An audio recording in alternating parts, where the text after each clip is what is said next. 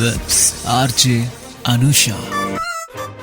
Radio city నువ్వు నేను ఓ సినిమాలో ఇవాల్టి సినిమా మెహూనా. ఈ సినిమాని డైరెక్ట్ చేసింది ఫరా ఖాన్. ఈ సినిమాని ప్రొడ్యూస్ చేసింది గౌరీ ఖాన్, అలానే Ratan Jain.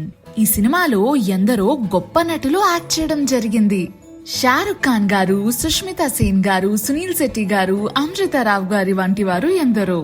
30th April 2004 release అయిన ఈ సినిమా ప్రేక్షకుల మనసు దోచుకుందనడంలో సందేహమే లేదు. ఈ సినిమా షూటింగ్ అంతా కూడా వెస్ట్ బెంగాల్ సరౌండింగ్ లో ఉండే ఒక ఫేమస్ స్కూల్లో జరిగింది. ఈ సినిమా మ్యూజిక్ చూసుకుంటే స్కోర్ రంజిత్ ఇస్తే సాంగ్స్ అను మలిక్ గారు ఇచ్చినారు. ఈ సినిమాలో మొత్తానికి 8 పాటలు ఉన్నాయి. ఈ పాటల్లో సోనూ నిగమ్ గారు అలానే శ్రేయా ఘోషాల్ గారు పాడిన మెహూనా టైటిల్ ట్రాక్ అంటే నాకు చాలా ఇష్టం. ఆల్సో గోరీ గోరీ అన్న సాంగ్ కూడా చాలా బాగుంటది.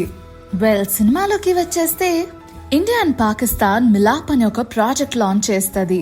It is like a prisoner exchange program అన్నమాట. Mostly it is an attempt to deescalate tensions between the two nations అన్నట్టు. రాఘవన్ దత్తా ఆయన ఒక former Indian special forces soldier.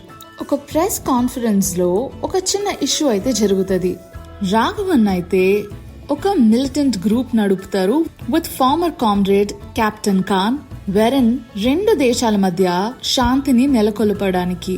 Shekhar death bed పైన ఉన్నప్పుడు వాళ్ళ కొడుకు అయినటువంటి మేజర్ రామ్ ప్రసాద్ శర్మకి, అలానే లక్ష్మణ్ ప్రసాద్ శర్మకి అండ్ వైఫ్ మధు ఆయనని 20 సంవత్సరాల క్రితమే వదిలేసింది. Because Shekhar had cheated on his wife Ram వాళ్ళ అమ్మగారితో. సో వీళ్ళందరినీ ఫ్యామిలీని యూనిటీగా చూడాలనుకుంటాడు, అందరినీ కలవాలనుకుంటాడు. అందరి దగ్గర క్షమాపణలు, అందరూ తన్ని ఫర్గివ్ చేస్తే తన ఆత్మ పీస్ఫుల్ గా ఉంటది అని చెప్పేసి అంటాడు. ఈలోపు జనరల్ బక్షి రామ్ ని ఒక కోవర్ట్ మిషన్ పై పంపుతాడు. ఎక్కడైతే బక్షి వాళ్ళ డాటర్ సంజనాని తను డార్జిలింగ్ లో చదివిస్తూ ఉంటాడనమాట.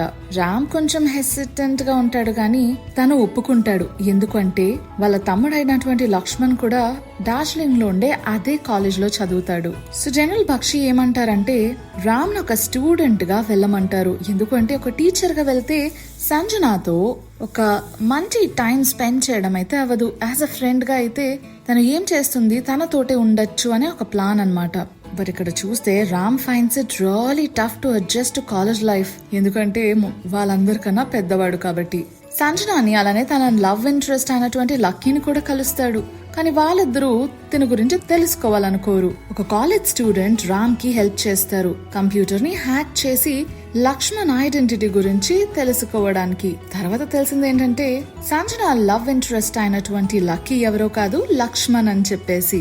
కాలేజ్ రేస్ లో లక్ష్మణ్ యూనివర్సిటీ రూఫ్ పై నుంచి పడిపోబోతుంటే రామ్ కాపాడుతాడు. వాళ్ళిద్దరూ అట్లానే సంజన కూడా ఫ్రెండ్స్ అయిపోతారు. Then Ram moves in with Lakshman and Madhu. అక్కడ కెమిస్ట్రీ ప్రొఫెసర్ తో రామ్ ప్రేమలో పడిపోతారు. ఆమె చాందిని.